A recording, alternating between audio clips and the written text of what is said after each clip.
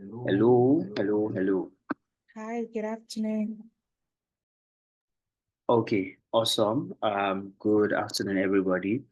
So we're just gonna wait a few more minutes, about 2 more minutes, while we get more people to join us. Welcome to the first edition of the Growth Series. This is hosted by Advantar. Thank you so much for joining so early. Thank you so much for joining so early. And let's just wait a few more minutes while we get other people to join us. We have about 50 plus people actually signed up for the first edition of this, right? Which is pretty impressive. I mean, when we put this out, we thought who's going to sign up, right? But surprisingly, we got 50 plus people sign up. So let's just wait a few more minutes while we get them to join us. Thank you so much for joining in. Essentially, the growth series is um, would be a monthly webinar, right, for entrepreneurs, and it will be delivered by entrepreneurs. I would like to start off by introducing who I am, and then we can get it started from there. Please, can everybody confirm that they can hear me well? Please, I would like a confirmation I can hear represents. Can you hear me? Yes, yes, we Yes, can. yes, clearly. We can hear you. Okay, awesome, awesome. So I'm just gonna wait for this to load up and then we'll start. So Yeah. so that means it's not meant from my hand. Okay. So hello once again, everybody. My name is Jegede Oluwakayode, right? And I am the founder and CEO of Advantar. So who am I? First of all, who I am. I've worked with some of the, some brands that I actually know, like Access Bank, MTN, DSTV, Money Africa, Edvest, and most importantly, Treford, which we're lucky today to have the CEO present. So a bit about me, I've also managed over 500 million naira in hard spend and generated over 200,000 plus leads for my clients over the last 7 years. I've been featured on multiple publications like Vanguard, Punch, Business Day, and the likes. And I also run a growth and media agency with 7+ employees, and we are scaling globally. So welcome to the growth series. So the growth series, like I mentioned earlier, is actually hosted by Advantar. And Advantar is a growth and media agency, and we're based in Lagos. We create paid ad campaigns for 15 plus clients, including some of the ones you already know, like Zbet, Edvest, Treford, Shades of Life, Fepsan, which is the fertilizer producers and suppliers in Nigeria. They're like one of the, well, the only, not one of the only fertilizer organization in Nigeria, and also Stephanie Nicholas. Also, we are partnered with some of the best companies to make sure that we deliver value to. I said earlier that I have two very special gifts for everybody on the call. However, that would actually be disclosed at the end of the webinar. So I'm just going to go straight into it because we are a couple of minutes already behind. First of all, I'm going to be introducing my guest, and they would basically, share with us a lot of things today. I would like to say that this is the growth series, and it is a business and marketing webinar that is created by entrepreneurs for entrepreneurs, right? And the basic idea is that we want to have a monthly series, right, where we're going to be discussing everything that concerns business, that concerns marketing, right, and basically help a lot of entrepreneurs learn, the ropes when it comes to entrepreneurship, business, marketing, right? Also, we're going to be inviting a lot of entrepreneurs that has done amazingly well over the last years, we're going to be calling them to come share some nuggets, some of the things that they've learned over the last years with us, right? So today, and I'd like to also mention this is the first of it. So today we have two amazing people in our midst. I mean, everybody's amazing, but we have two very special guests in our midst. We have Harry, who is the founder and CEO of Treford, and we also have Nathan, who is the CEO of Go Mailer. So, who is Harry? Ari is a management expert with over 10 years of experience in managing, with a managerial experience, right, in tech and some other industries, right? He is very, very experienced when it comes to, he has a lot of experience when it comes to operations, product growth, talent development, and recruitment in sectors like the fintech, edtech, and SaaS. Currently, Ari is the CEO and co-founder at Treford, which is an edtech startup that is focused on building no-code tech talents in Africa. And basically, they do this by cohort-based programs and e-learning platforms. Over the last years, Ari has actually seen that 25,000 plus professionals has actually gone through Treford and learned something. I also had the privilege of working at Treford, which is like one of my greatest and proudest career moments. Ari is also the co-founder of the No Code Tech Summit, which is Africa's largest gathering for no code tech professionals. So much pleasure to have you in our midst today, Ari. Thank you so much for joining us. Also, we have Nathan. Nathan is a seasoned software engineer with over 7 years of experience in designing and developing innovative solutions. In 2022, Nathan co-founded Gomela, which is an email marketing platform that basically offers transactional emails, broadcast campaigns, integration, and marketing solutions to a lot of businesses right now. As a technical lead, Nathan drives the company's technical vision and strategy, right? So it's a pleasure to have both Nathan and Ari in our midst today. Thank you so much, Ari and Nathan, and you have the floor. So please let's welcome Ari and Nathan. Let's give them virtual clap, please. Give them virtual clap. Hello, Harry. Hello, Nathan. Hi everyone. Thanks for the gracious introduction. Daz, I'm honored to be here. Awesome. Thank you so much for joining us, Ari. Yes, that is Ari. Thank you so much, Ari, for joining us. Hello, Nathan. Hi everyone. Nice to be in the midst of great people. As introduced, I am Nathan, founder of Gomela. It's an honor to be here today. Okay, awesome. Thank you so much for joining us, Nathan and Ari. So, basically, how this would go is pretty much simple. So, we're going to have Ari run us through some of the things that he has actually put together. While so after that, we then have Nathan, and then we go into the Q&A session, right?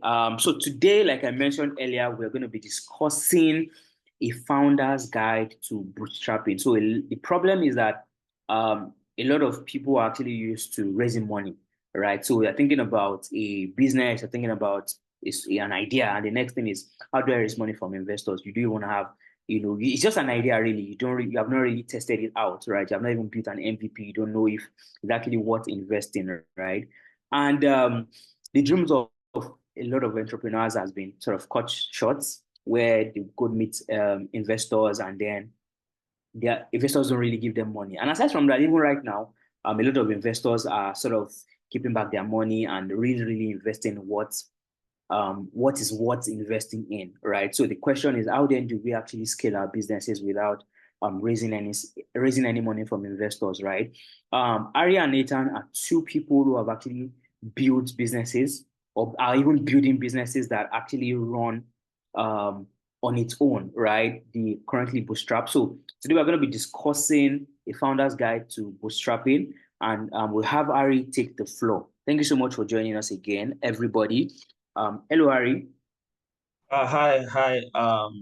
Thank you once again, and hello, Nathan, my fellow speaker. It's great profile, and it's good to share this platform with you. I hope we can connect after the session. Yeah. So yeah, once again, thanks for having me. I told when Jazz told me about the session, I said, that's a very hard topic to speak on. I don't know if I want to talk about bootstrapping. Yeah, maybe I've done it so much that I don't even know that's what I'm doing. And I'm not even trying to form anything. Yeah. So I'd never imagined that I'll be told to actually speak about it before, because I'm like, man, that's some experience to share. But I'm happy to do that. And to do that, I just felt maybe a better way to convey a more documented. I know there are questions you want to ask, but I just felt to convey something I can even leave with you guys. I leave the slides with you guys, even after this. Just thought to share something quick. I'm going to share my screen quickly. Give me the permission to. So let me try to share. Okay, I have the permission to share. And okay, that works. All right, great. Please confirm you can see my screen. Then I think I'll get started quickly. Please confirm you can see my screen. Yes, we can see your screen now. Awesome. So, as you can see, I titled the code word of bootstrapping. Yeah, it's such a code word.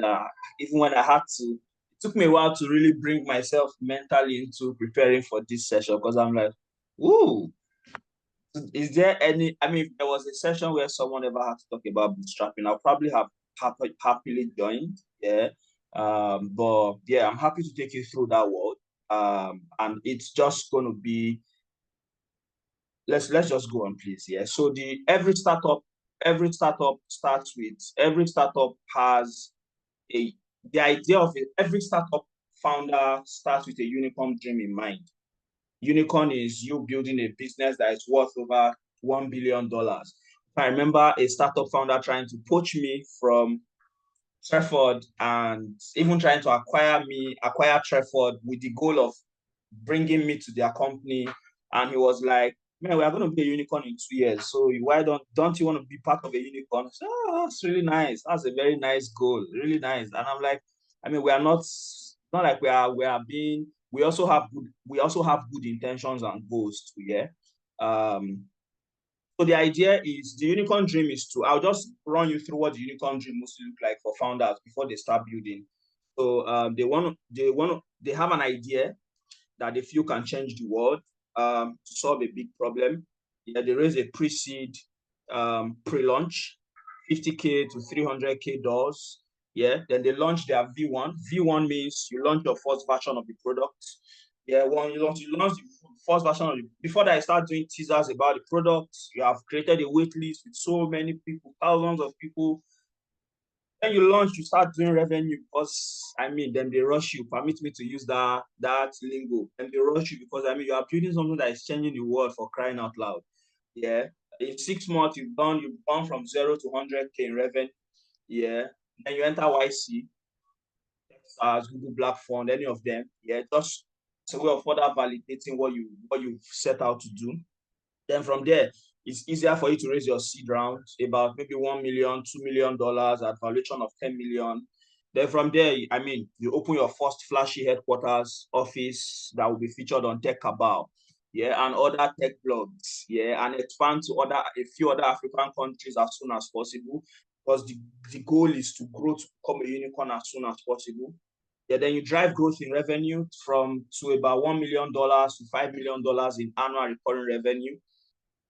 Then you raise your Series A. Your Series A is about $10 million to $50 million at valuation of $100 million plus. You expand into more countries, set up your UK office. or your US office and a few more African countries. You launch new products to capture more markets. Yeah. Then you raise your revenue to about, you grow your revenue to about 5 million to 20 million annual recurring revenue. Then you do your Series B you raise over $100 million plus, getting closer to a valuation of $1 billion. Yeah. Then you get acquired by a multi-billion-dollar company from the US or Europe, or you go public. Yeah. So this is mostly like the unicorn dream. This is the dream most of us had as founders before we started building anything. Don't let anybody tell you otherwise. This is kind of the dream we all had before building startups or venturing into building startups.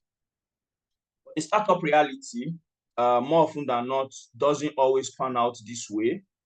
The startup reality, more often than not, tends to be very, very different.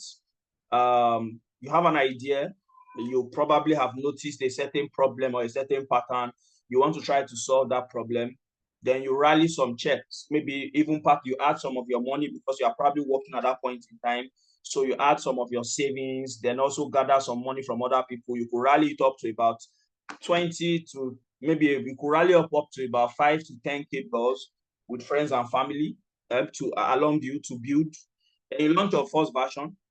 You push for users and revenue. You start doing a few of them. You push again. You keep pushing for users, keep pushing for revenue by tweaking, trying several marketing styles. Then you do your first set of paying users. Maybe you hit your first $1,000 or you hit your first 1,000, maybe to $5,000. You make a lot of noise about this on LinkedIn, on Twitter. Everybody rallies around you because, man, this guy is genuinely building something that is going to change the world. At least that's what you believe. Yeah. You go a bit low on funds because, I mean, you raised a very small check at the beginning. So you go a bit low on funds, or actually low on funds, and you start pushing applications to every funding program, every accelerator program, pitching to every VC that you see their website is open, reaching out to people.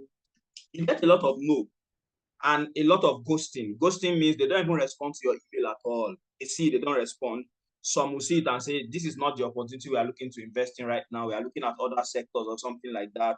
But we encourage you to keep building. And you also get some emails that are spiced up with a lot of, oh, this is so impressive. We are impressed with what you are doing, and you are getting excited as you are reading it. And you're like, oh, this is so nice. This is so nice. But we are sorry that we cannot invest at this point in time. But we encourage you to keep building, and we'll touch base again maybe when you hit so milestones. Yeah. Then you get a few invites from some VCs and angels, and that's like the yay moment. Like, man, suddenly we are getting invites. Then you join the calls, have conversations. Yeah. You get so most of the time, I mean, in terms of the reality, you get that call, you join those call, and while you at the time you are joining this call, you're probably already very low on funding or almost even out. Probably you just have 1 month or 2 months wrong way to go. Yeah. And while you are on that low, while you are that low, I mean, this VCs gives you kind of a positive call. Yeah. And after that, sometimes a lot of these VCs probably just ghost you because they probably were never even, they had no intentions of even working with you in the first place. They were just trying to waste your time, which is also very unprofessional from VCs. Yeah. Because that time you could have as well dedicated that time and emotion into figuring out how to make your next sale. Yeah. So for a lot of times, while at that, startups just go very low on revenue. Now they need funds so badly because they need to pay salaries because they probably hired a lot of people. Then eventually, for some, they are able to get maybe a few more little check injected into the company from maybe friends or from VC. Yeah. But at this time, these VCs are asking for something very big because you are at the position of disadvantage. You cannot really negotiate much because, I mean, any money you see that time, you want to take it because they know that you are at a position where they can take advantage of. You need money. And the rule of building a business is if you don't have money, you have to take the money that comes or you die. You have to choose one. Yeah. So continue building. Then for this happens, yeah. I mean, when you raise that little check, it could be 50K, even be more. Yeah. You at that point in time, you are global. You are finally confident and all of that. Then you continue building first of its kind products that you are building or that you believe you are building. For some, they figure things out, they quickly learn from the data and they try to pivot into something more scalable from what they have tried out so far. Some never do, some never pivot, they still stay in that state of trying to build out what they think is right. And more often than not, people who take the second path, they die out eventually, despite raising. Yeah, there's so much data to show this. So what about, I mean, this is like, are there people on this call that can somehow relate to these stories, the realities I've shared so far? You could indicate by using a reaction button on the chat. Yeah.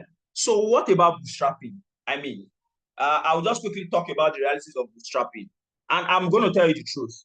Nobody sets out to really bootstrap, more often than not. I know there are so many people coming on LinkedIn to write some very motivational, inspirational stuff about bootstrapping. And see, let me be honest with you. Nobody set out to build bootstrapping. Yeah, even Elon Musk, that is the richest man in the world, he's still raising funds for the businesses he's currently building. Yeah, everybody had a unicorn VC dream. Like everybody had that unicorn idea of, oh, we are going to raise from VCs as fast as possible. And everybody had that intention. Yeah, bootstrapping is not zero absence of external funding or support. I think that's one other myth I need to break about bootstrapping. So nobody sets out to really bootstrap. Everybody had that unicorn VC dream. Bootstrapping is, I mean, who doesn't want money that seemingly looks free? You get, and that's kind of the mindset a lot of founders in our ecosystem have taken towards funding.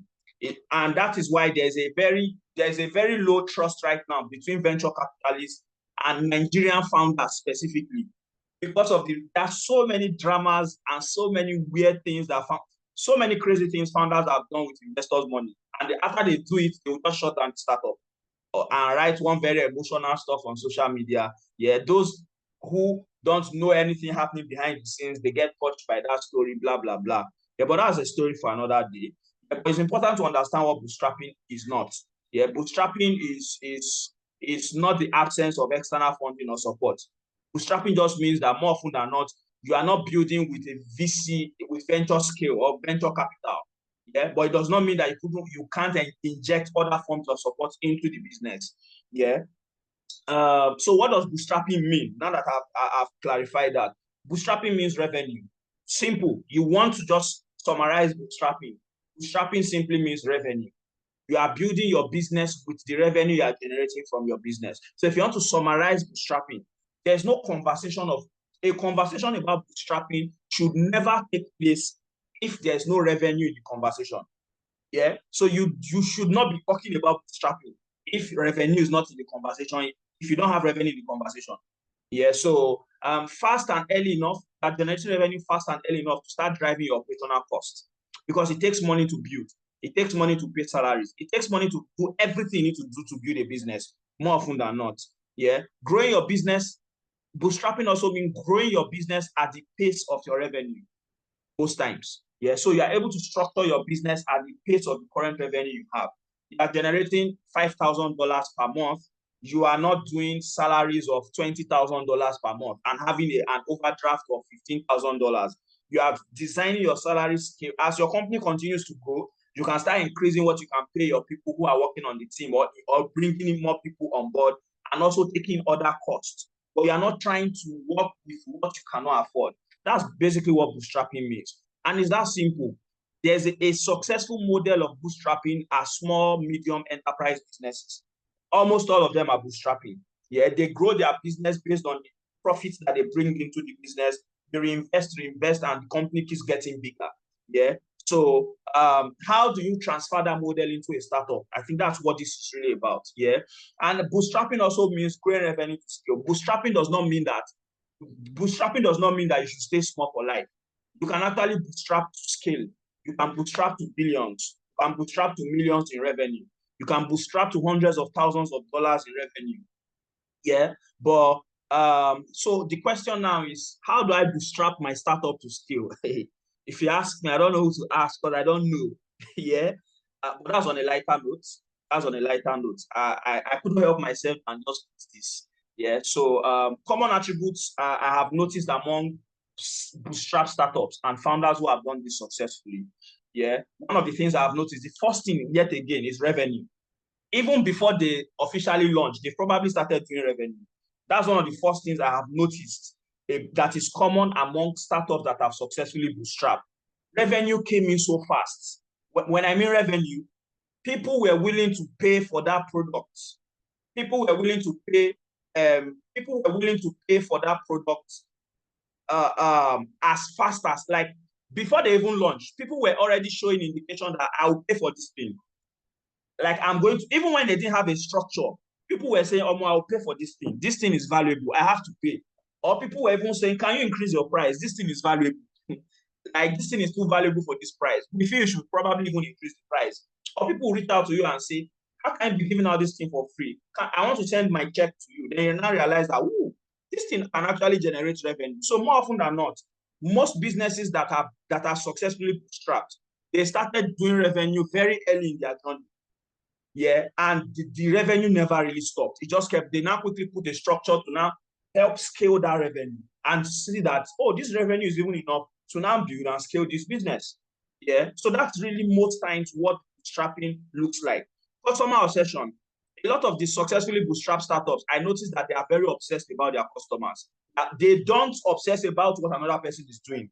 They spend more time obsessing about their users and how to keep improving the experience of their users. That's one of the things I've noticed among these startups. Then they have something called brutal focus on what truly matters. They are not doing too many things that don't matter. They mostly focus on what really matters to the business, what really matters to the health of the business. So there are so many things that are nice to have.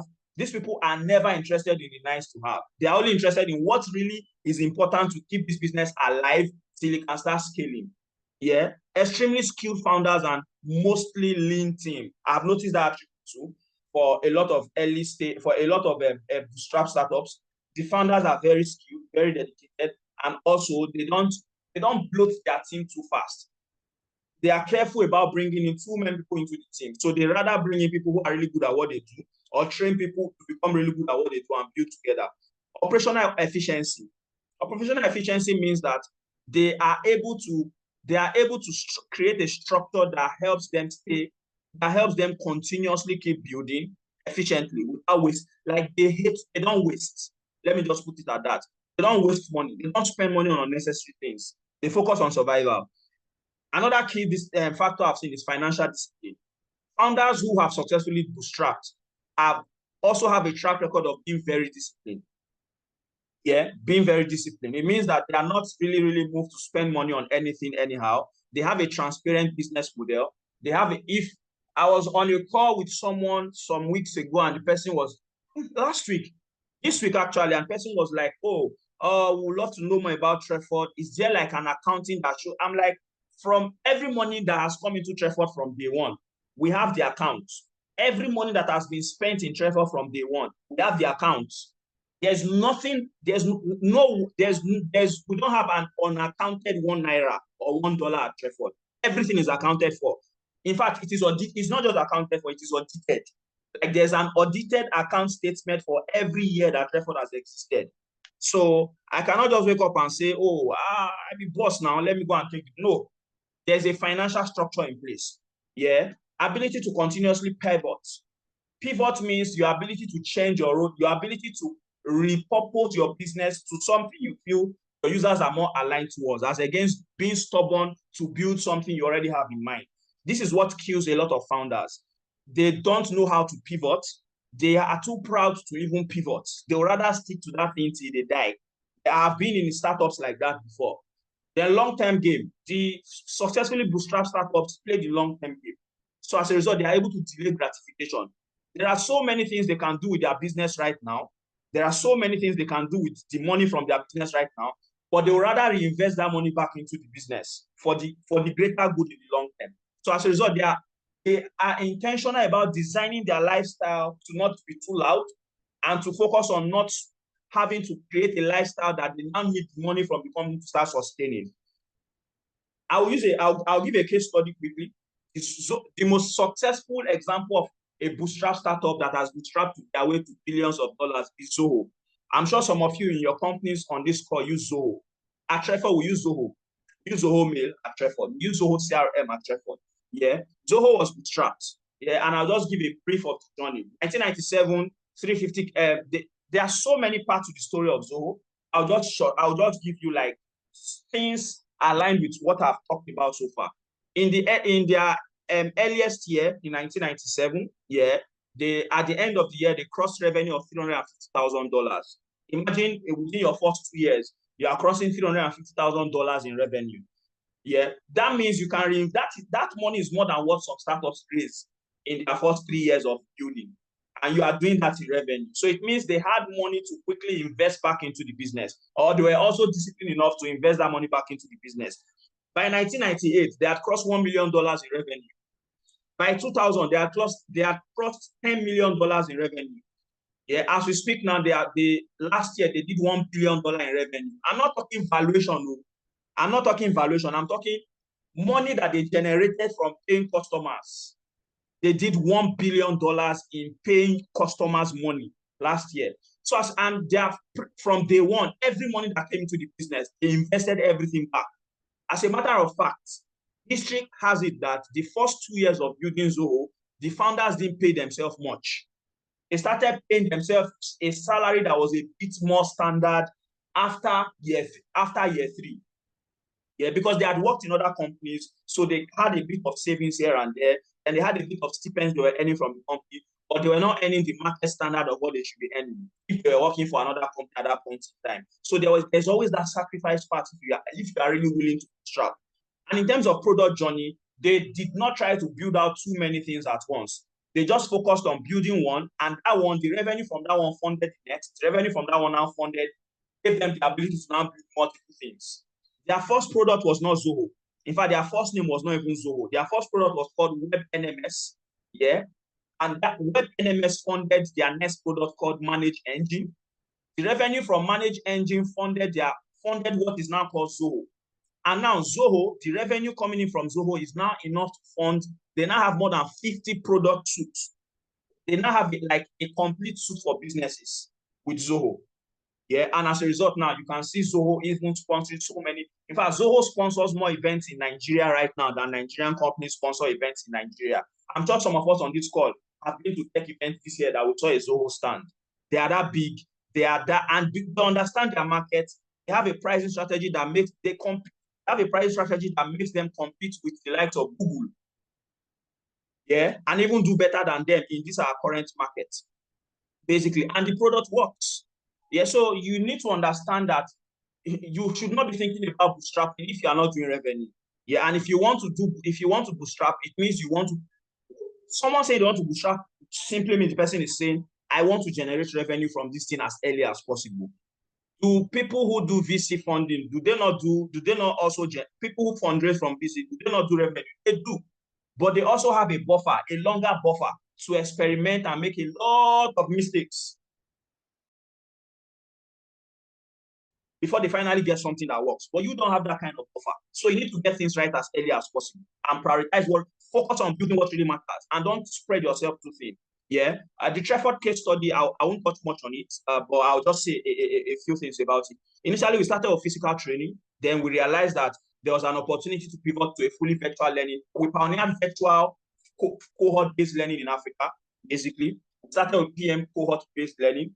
The revenue from that and the customer demand led to giving birth to product marketing bootcamp, content marketing bootcamp, product design bootcamp, product strategy bootcamp. So we had revenue that was coming in. As a matter of fact, we have now generated over $100,000 from live cohort-based learning. Yeah, and it is that revenue that has now funded other things we are doing. We have recently built Treford Pro, a subscription-based platform for professionals to have access to over 80 self-paced courses that helps them grow from mid-level to senior level or senior level guys. Just help professionals fill their skill gaps. Yeah, it takes a lot of money to build those kind of products, but we are able to do that without having to maybe necessarily cut too much of check from external sources. Yeah, and that is also giving birth to building our enterprise products, which we are also developing as we speak. Yeah, so you need to, but the reason we are able to do all of this was because from the very first day we said we wanted to do, people were paying us money. We have never gone a month without generating revenue. at Treford since day one till now. People have been paying us. As a matter of fact, even our price increase is our customers that will come and tell us that increase your price, this thing is too cheap. I'm serious. They don't increase your price, this thing is too cheap. Increase it. Yeah, this same thing, if I'm paying for this thing in US, I'll pay $5,000. How can this thing be this cheap here? Yeah. And it's users that came to demand product marketing. It's users that came to demand design. It's users that came to demand strategy for senior people. It's users that came to demand content marketing. Yeah, and we just kept building based on their demand. While we're doing that, we started understanding the market more and more and more, studying the market more to now understand how can we create something that now helps us achieve what we call economies of scale. And we realized that we need to build out a product that people can learn at any time, anywhere, and access easily. Yeah. And I mean, that's the journey so far, basically. So if you have access to venture capital funds that helps you experiment and start early, do not reject it, please. Do not reject it, please. Yeah, take it. Yeah, but I'm saying, more often than not, you might find yourself in a situation where maybe the money did not come as fast as it could come, but you started seeing revenue early. And discipline yourself to build out a business, to scale that revenue and keep building. That's really mostly the origin of bootstrapping story. Yeah. So so thank you very much. I hope you found this helpful. Thank you. Wow, that was power packed in shots in a very short time. Thank you so much, Ari, for that. So before we actually go into the next phase, we'd like to take two questions here, and then we go straight into actually diving deep into the guide, right, to actually bootstrap, right? So does anybody have any question? Quickly. You can drop it either in the chat or signify by a raise of hand, and we are going to take just two questions, if anybody has, before we go straight into the Q&A session. Does anybody have any question before we go in? Okay, thank you so much for that, Ari. Hello, Nathan. Are you here with us?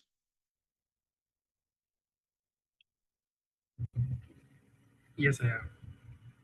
Okay, awesome. First of all, thank you once again for joining us today. And I would actually like to start the conversation with you, and then I would then move to Ari quickly. So I'm going to be asking you, how uh, how did you what's the idea for Gomela? First of all, what's the idea for Gomela? Okay, that's a very interesting question. So, Gomela, the idea for Gomela actually was better because I needed email marketing, right?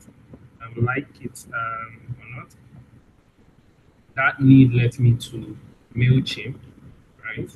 But as a software engineer, I believe I should find my way through any form of technology, right? And at the time when I wanted to set up my MailChimp account, it was a little bit, I would say complicated. I don't want to say difficult. I would say complicated, right? It wasn't clear what I needed to do to get my account set up and run my first campaign, right?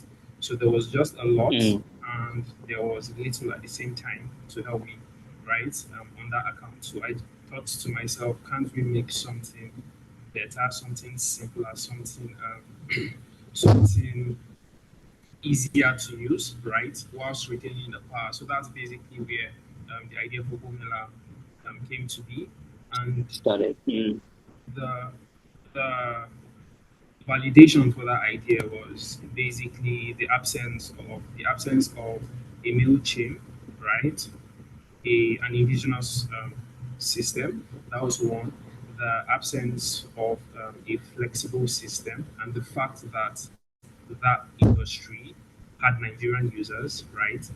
With with um, with a market value of basically millions of dollars, right? So it's like, okay, there is a market, right?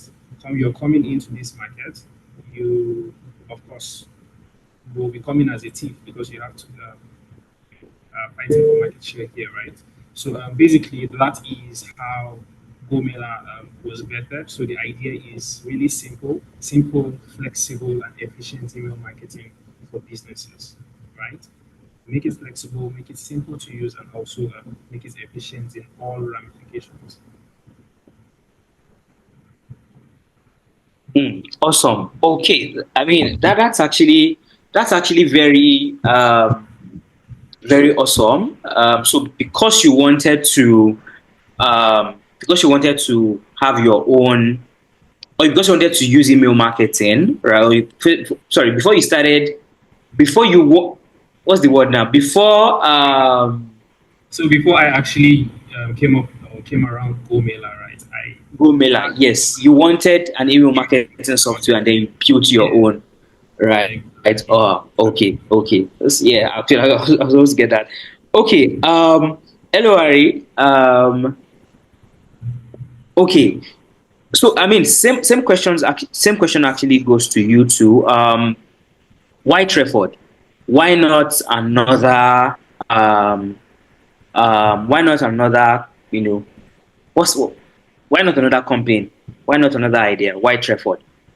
Okay, thank you for the question. And so basically, Trefford was something myself and my co-founder built to solve a problem we have first of all faced. Yeah. We in our early tech journey, I mean, tech was basically just coding. Yeah, there was no when people say you are if that's why you are in tech and you are not coding, they say no, you are not in tech, you are supporting tech people. That's what they tell you. Yeah. Whereas there were so many other career paths in tech, I realized that there were actually so many career paths in tech that didn't require coding at all. Yeah. But people really didn't know about. And me myself at that time, I was on that side of tech, but I didn't have any support system. And I saw that the engineering guys in the startup I was working with at the time, there was so much support system for them. There were communities they could tap into. There were mentors they could tap into. There were resources they could tap into. But if you were on the product, projects, or all those other side of tech, there was no form of support I could leverage. There was no form of support I could leverage on at the time. Yeah. And that was where we started thinking, what if there was something that could actually help people navigate their journey in the non-tech, no-code side of that was how we coined the word no-code tech. What if we created something that could help people build careers on the no-code side of tech, which means you are in tech but you're not writing code. Then we started digging more, we started digging deeper. We saw people from day one that we put out any form of form about it. People were just showing interest at a very huge number. And the more research we did, the more we realized that the market was huge. Then we started realizing that more than 54% of roles in tech are not even related to coding. So it was a very big market, not just from a passion point of view, but also from a market opportunity point of view. Yeah, so that was really what led to us building Trefford, to be honest. Okay, that's actually quite interesting. So Yeah. Nathan wanted to start using email marketing. He found it difficult. You also you were also at that part of tech, but you were also of the school of thought that if you are not coding, you are not in tech, right? Yeah. Oh, that's very awesome. Thank you so much for that. Okay, so Nathan, I'll be coming back to you. Hello, Nathan. Yeah, yeah. Okay, awesome, awesome. So, Can you hear me? yes, we can. But since the mic, somebody in the chat mentioned that the microphone is not really stable, something like that. So, do you mind helping us check that out? Okay, can you hear me? Is it good? Still, can everybody hear Nathan 100%?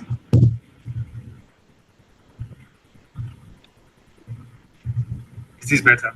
Okay, somebody in the chat is saying no. So seems Okay, you sound far from your mic. Okay. Let me see what.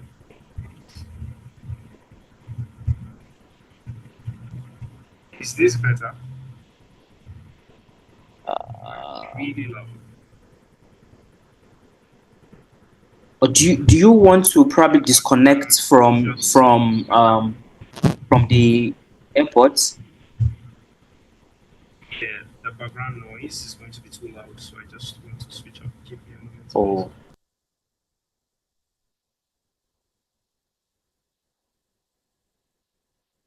Okay, so while we wait for Nathan, what? How is this? Is this better? I think it's still the same thing.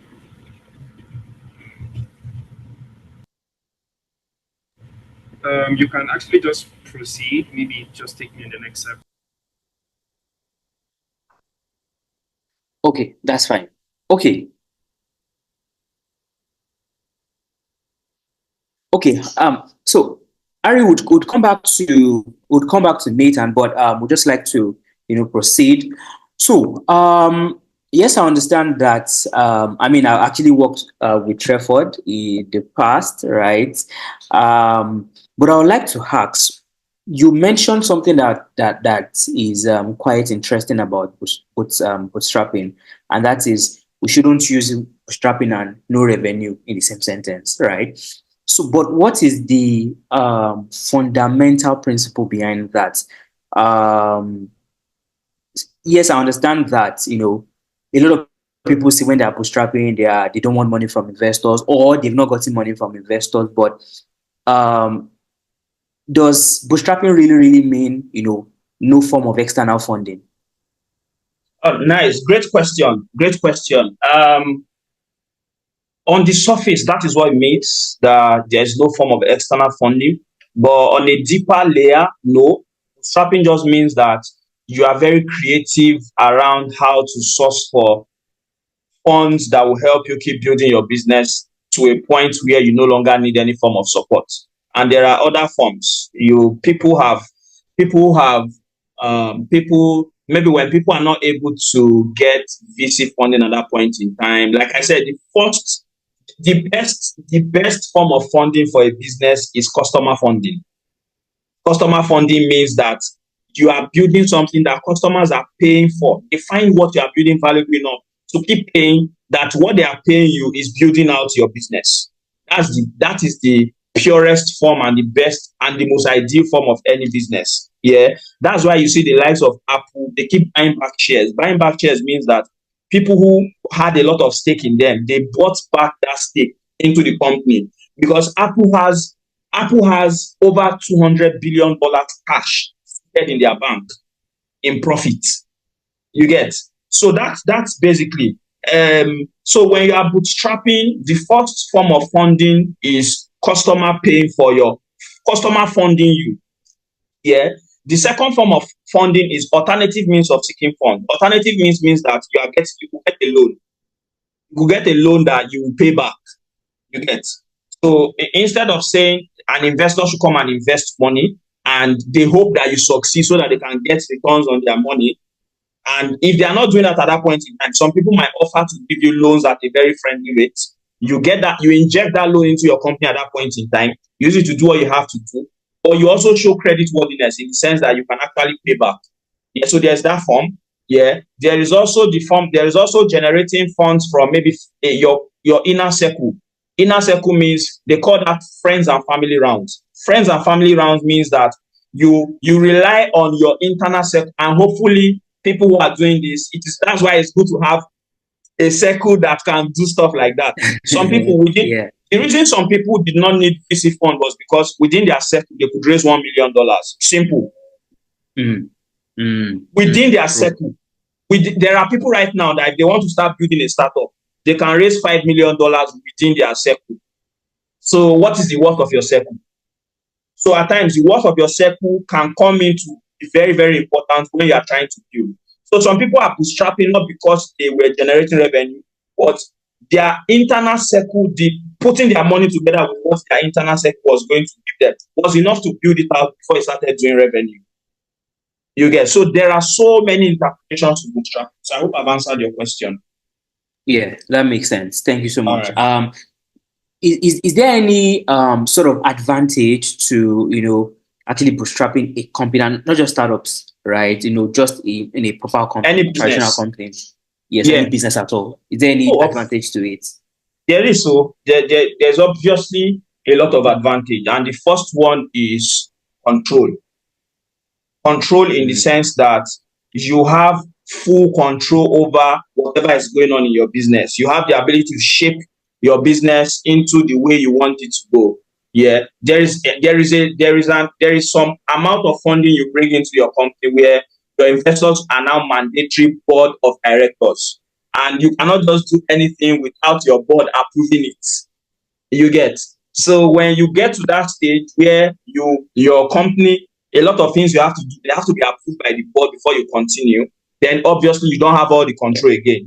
Everything now goes through your board. As a matter of fact, you would have heard of Nigerian startups recently that were the founders were fired from their own company. Before we hear that just abroad, now it's happening also here. Yeah, Nigerian founders have now been fired from their own companies because who fired them is their investors. So literally what it means is that they no longer own the company. The investors own the company. You are now working for the investor. And if you are working for the investor, you have to meet the demands of the investor, or the investor would bring in someone else to come and do it. Simple. Yeah, so one of the key advantages is control. The second advantage is it gives you the ability to, you have more leeway to make mistakes. By making mistakes, I mean you have more leeway to learn. That means you are patient enough to carry out some certain experiments. You are not under, and I'll give you an example. Zoho is now known as the king of bootstrapping. Yeah, but when Zoho were building, VCs came to Zoho. By the way, yeah. So those who don't know the tech history would not know that Zoho got offers from venture capitalists. Zoho got an offer from venture, but they brought VCs always have a condition. The VCs came with they were giving them very sweet money, but they came with a condition. The condition was that you have to also document your exit plan in the next 7 years. So that means maybe if we are bringing in $500 million for you to supercharge what you are currently building, yeah, you have to give us an exit plan that shows how you would actually go public. That means either you get acquired or you do your IPO, where people can now buy stocks so that our investment can actually give us multiples in returns. And the CEO was like, I don't intend to quit Zoho. Zoho is a lifetime thing for me. I see that we are solving a very relevant problem that we can keep improving on. So telling me to leave this company in 7 years is not, I didn't have that. I have to choose when I want to leave. Yeah. As far as our customers have a problem we want to solve, I want to be able to work with the team to keep solving it. And he turned the offer down. And I mean, they had money. So it was not as if they needed the money at all costs. So they focused back on that. Yeah, so that control is like, control is very, very important. Yeah. If you want control to map out certain things at your business in the early stages, then maybe bootstrapping gives you better control, basically. I have friends who, because some investors were stressing them, they had to go back. When they had more bulk cash, they bought out those investors so that they can focus on building what they are building. Like they gave the investors back the money they invested and a few extra coins and put them to respectfully get out. Yeah. Interesting. That's actually very interesting. I mean, there's a lot to learn when it comes to business and, just a lot of things. Okay, Thank you so much, sir. So quickly, we'll just move to Nathan. Hello, Nathan. Are you back? Yes, I am. Is the audio fair? Is it better yes, now? Better. Yes, better. 100%. Okay, so for Gomela, is there a plan to probably raise money anytime soon, or do you want to keep on, running on your own funds?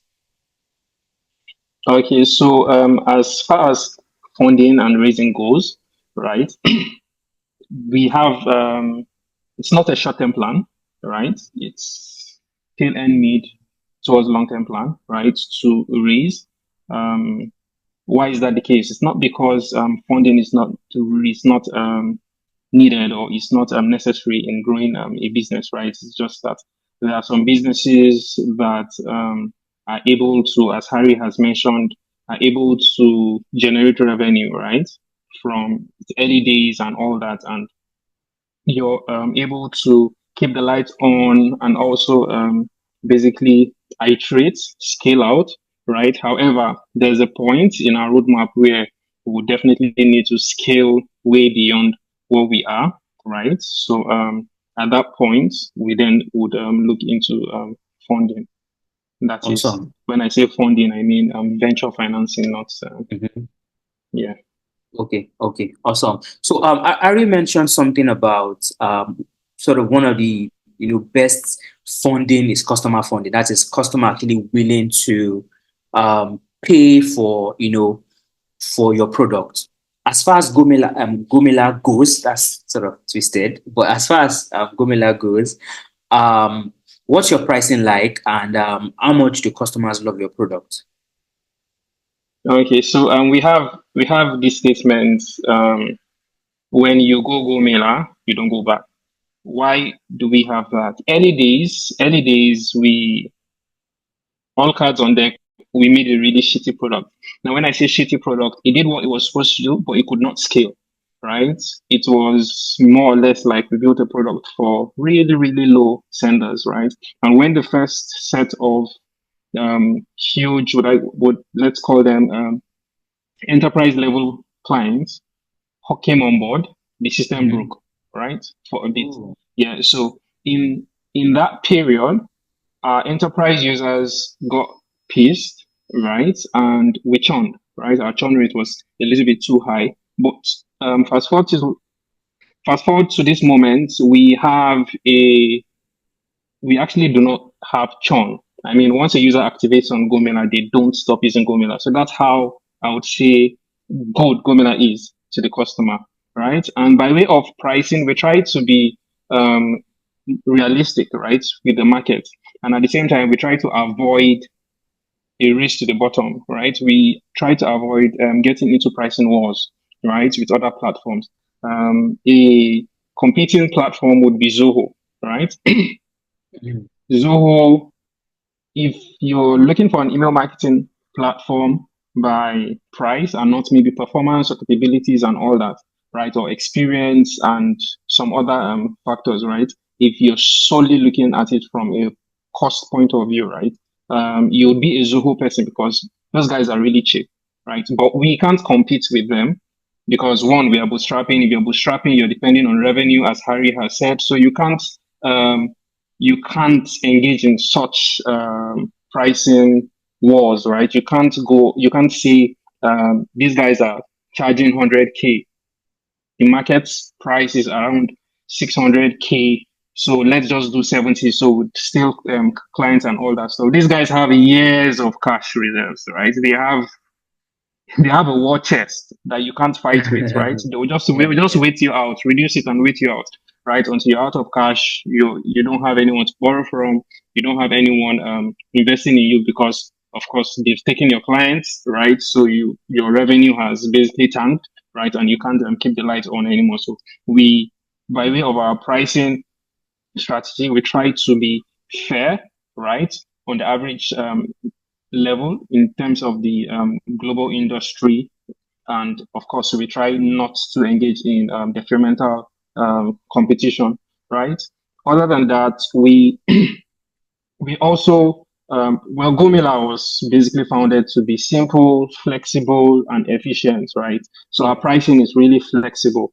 You get, so if all you have is 5,000 naira this month to run a marketing campaign to some of your clients, Gomela is usage based, so you pay for the resources you use. Your 5,000 naira would be able to send out, would be able to send out your emails to a number of your clients, right? You don't have to wait until you have that monthly subscription, that bulk amount, right?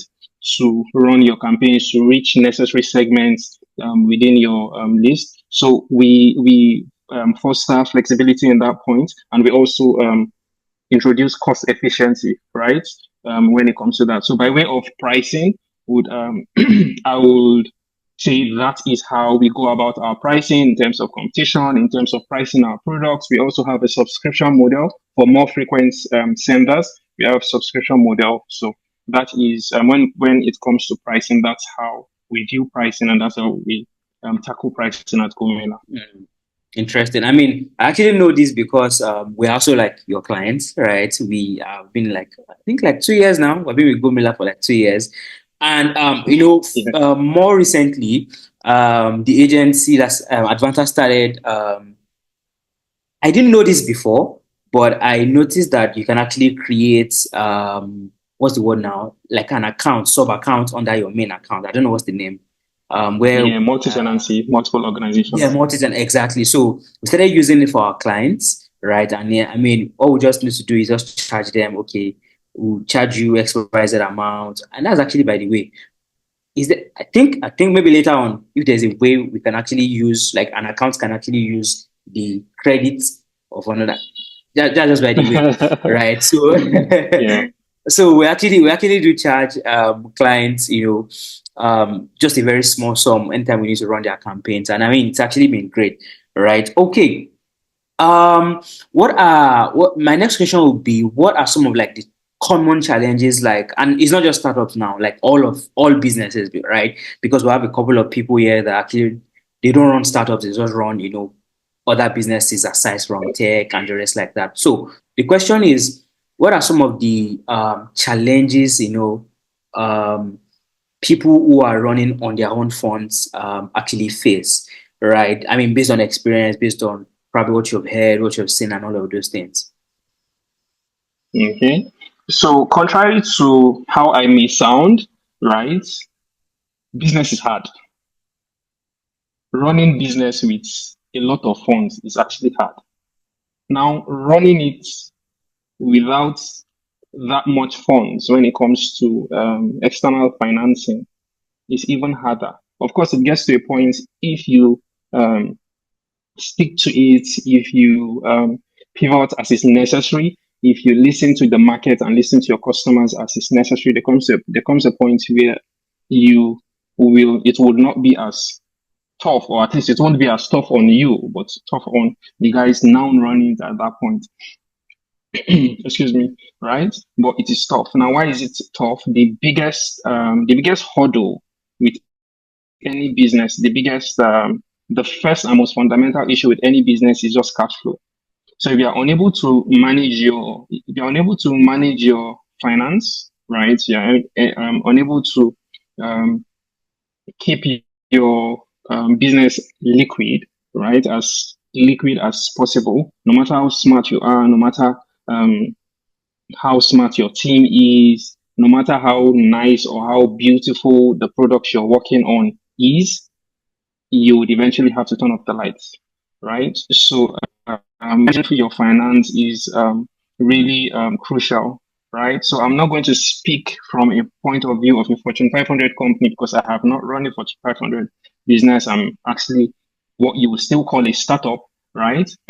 Just bootstrap. So, as a bootstrap startup founder, your biggest hurdle is funding, and sometimes it's not just from your end. Sometimes it's your customers as well, right? The same way you're trying to keep your light on is the same way other businesses are also trying to keep their light on, right? So I'm not going to also speak from a B2C point of view because I don't run a B2C company. I run a B2B company. So I service other businesses, right? So if those businesses are unable to keep their lights on, I will also be impacted, right? Because remember, from Harry's presentation and from the facts in the bootstrap world, you cannot keep your lights on without revenue. And if your Yeah. customers are going out of business, you take the hit.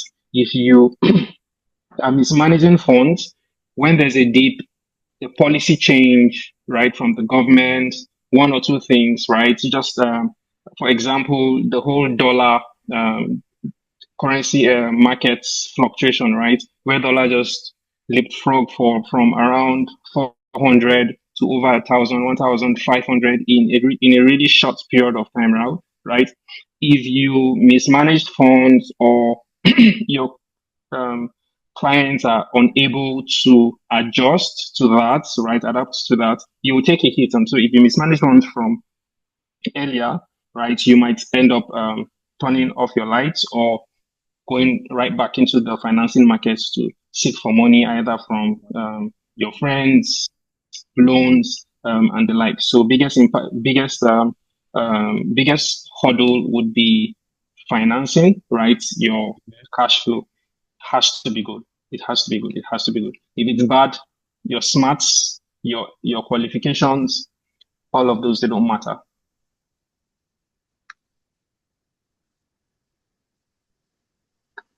Interesting. Okay. So, I mean, that's actually a very good point. And that would actually bring me to my next question, and that would be for Ari.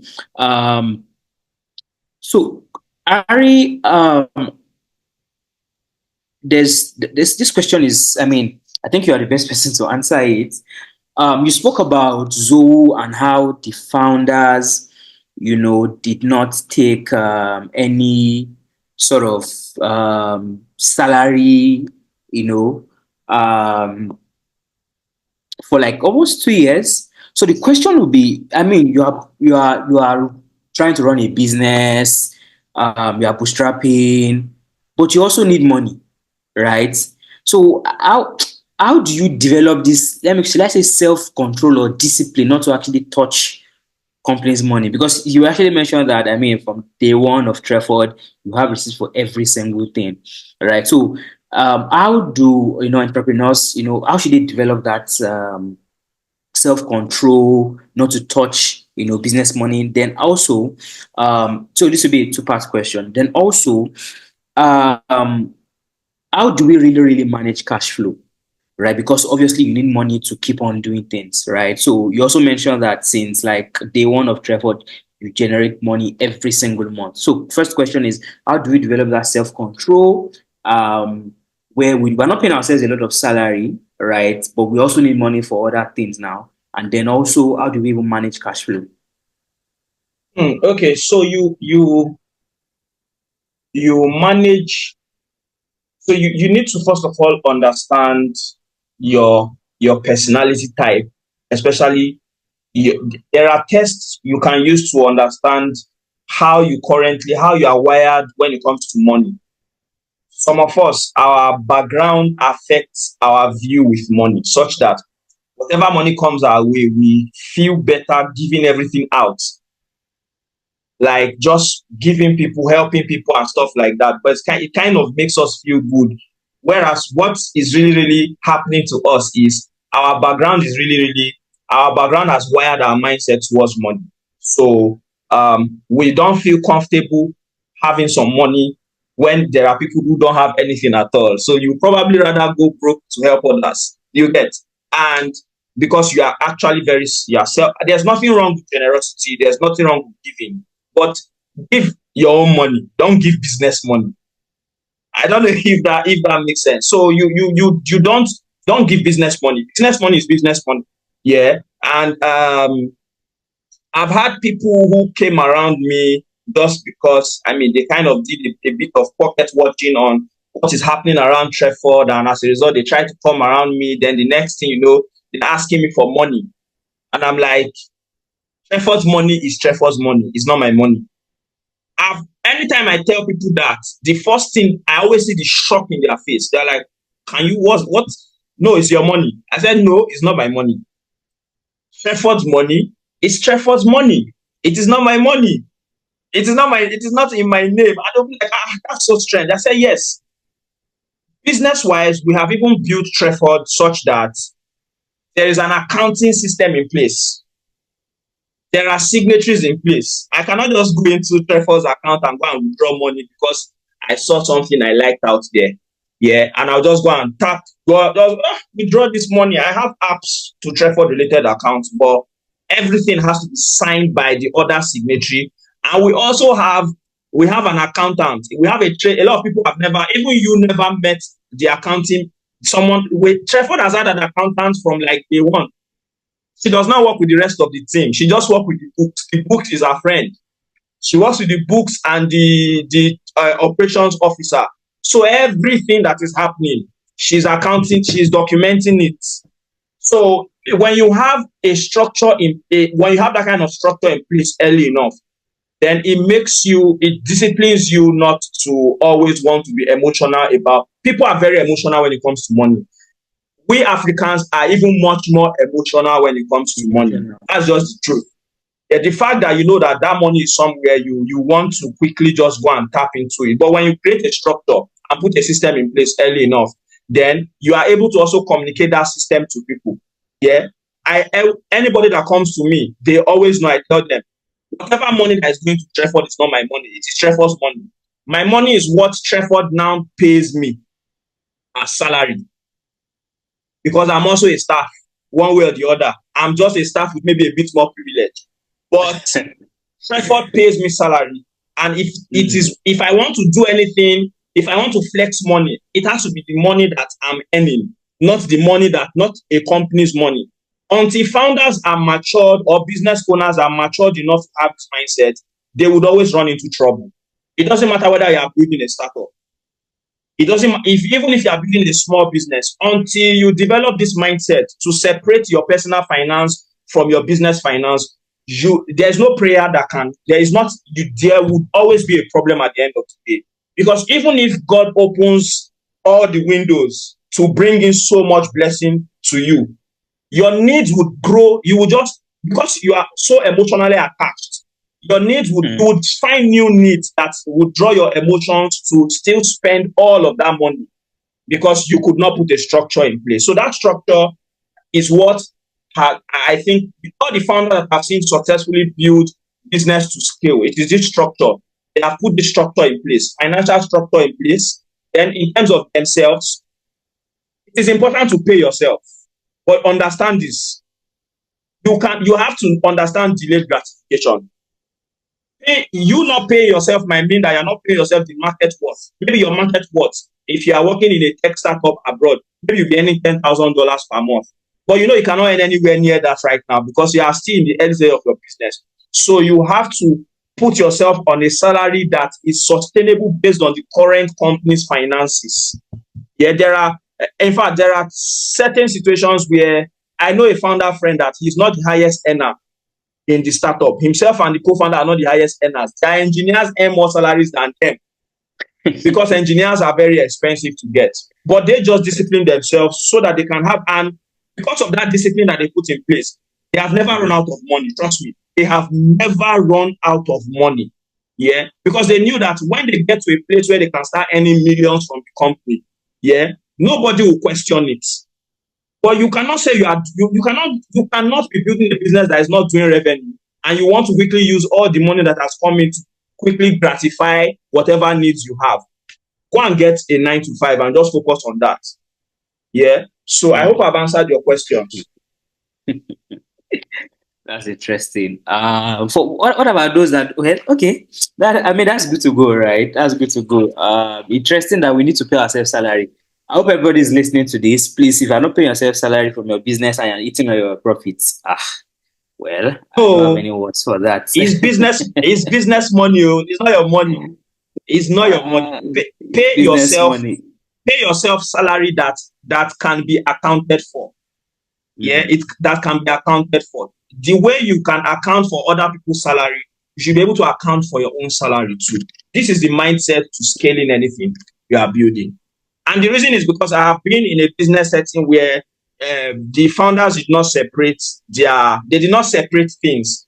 And trust me, no matter how big the money that came in was, eventually they still had to run down and shut down, because they could not differentiate this thing. So yeah. It's important. Okay, thank you so much for that.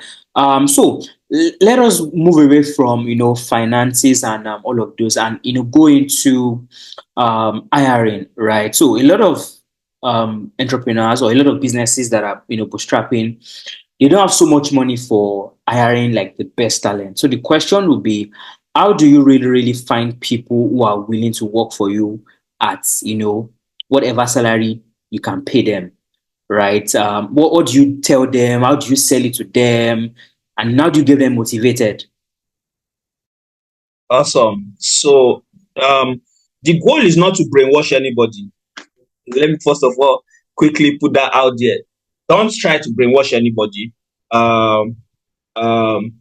Understand, first of all, understand where you are, understand your wrong way, understand what you can afford as a wrong way. So we have a rule of thumb in Treford we developed from day one. Whatever we offer anybody coming to work with us, that thing we are offering that person is something we can, even if we are not doing so much revenue for the rest of the year, we can already guarantee that money for the whole year for that person. So whenever we make someone an offer, we are making someone an offer that we know that come rain, come sun, come whatever is happening in the economy, this money, at the 25th of every month, you will get it. That is our own philosophy. Yeah. Now, then the next goal is we will now work towards generating more revenue or bringing in more cash flow into the business that helps us keep increasing your salary. But whatever we offer anybody coming in from day one, it's not something that after we offer the person in first month, second month, we cannot afford to pay that person again because yeah, for those that are not Yoruba, pardon me, yeah, or after the third month, we'll now start sending emails or story that touch. So you have to understand where you are and grow at that pace. Yeah. And the truth is, there are always people who are willing to lend a hand to what you are doing. Because there are people who, you are not the only one passionate about that thing you are doing. There are people who are also passionate about that thing. You just need to put in that work. And that's why part of the work, the job of founders, CEOs, is also hiring. It's important that you scout for talent. It's important that you also share the vision with them. But most importantly, you need to be flexible enough to understand structures. Yeah. You need to create a structure that allows them thrive with you, and create a productivity focused structure. Because they are working with you, the reality of, I always tell people, the new reality of tech is not employment and unemployment. The new reality of tech is underemployment and overemployment, which means that you can see someone that has one job and they still tell you they don't have a job. If I'm more often than not, when I see most people come and meet me that they are looking for a job, it's not as if they are jobless. I know they are looking for an extra job. I have people who are on 3 jobs because they are that good. So they just find a way to structure everything. And every other month, they earn over 10 million naira per month in salary. Because when they combine every other thing coming from the different companies, yeah. So at times, you might have to create a structure where some people like that will have to work with your team. Just agree on like the deliverables and the value they are bringing into your team, and set a timeline to it. Once they deliver that, what they are doing with the rest of their life is not really your business, except you are going to pay for that time that makes them not to think about all those other things. You get? Founders have a tendency to be possessive. You are working for me, you are my staff. Okay, how much are you paying to call someone your staff? Yeah. But another approach is hiring early stage talents, like creating a career development plan where people can come into your startup early enough, yeah, hone their skills while at your startup, and also contribute value to helping you grow your startup. Yeah, this model is more popular in the banking sector, where you have graduate training program. The idea of graduate training for banks is so that they cut down on salaries, because now they are able to negotiate. They are able to negotiate from a lower ground and start going up with you. Yeah, so that's the same thing. We also have startups, a lot of startups who are maybe trying to trap early can also adopt. Yeah, bring in people early, but they have potentials, give them the opportunity to grow. And that why they see the fact that every value they are adding is increasing also what they can also earn from the company. So that's one of the creative ways, ending when you can now bring in a lot of, because the truth is most funding coming to companies actually directed to salaries. Yeah. So if you don't have that kind of war chest to now pay that kind of salary, then you have to be very creative. Leverage on skilled people that might not work for only you. Leverage on early talents that are very bright. They just need a bit of direction, which means that a part of the role of the founders now has to be to also coach those people to help them achieve what they need to achieve. Thank you. Awesome. So you mentioned a couple of things that I can actually attest to, which is while I was at Treford, I remember you mentioned this to me that, was it you or Toyi now? You mentioned this, that anybody that you are bringing into Treford, you actually have. Yeah, you were going to mention it to me. I think we're talking Yeah. about something, and you Yeah. mentioned it that you have operational, you have money that would cover the entire operations, whatever we need from now to the next 1 year. You mentioned Yes. that. That was, Yes. I mean, I remember that very, very well. And I Yes. actually picked that. I mean, I picked a lot of things while I worked at Treford, and like that was really, really one of the most important things. Okay, so I mean, I think I understand a couple of things about hiring and all of those. Thank you so much for that. Okay, so we'll Pleasure. quickly move on to Nathan.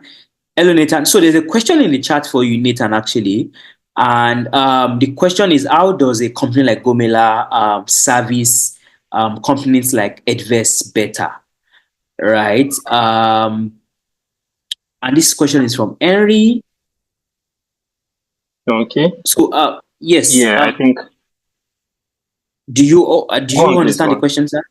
Yes. I Yeah, hope I you think understand I the followed question. up with the comment. Yeah. Okay. So I don't want to say weird. I want to say the ironic thing is that Edvest actually has an account on Gomila. They were one of our early customers, right?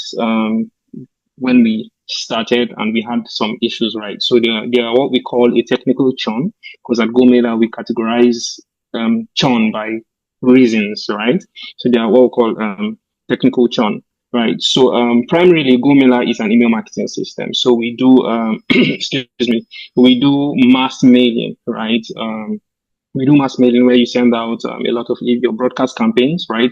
To all your users, right? But how can we service Adverse? Adverse is an edtech, right? It's an edtech company, right? For where students go take courses, right? And basically improve themselves. Now, it's also a user-based application. So there's a lot of avenues that Gomela can actually service Adverse, right? Aside from the very obvious campaigns, we have transactionals, right? Where where you respond to users' actions, right? Either the students' actions, parents' actions, right?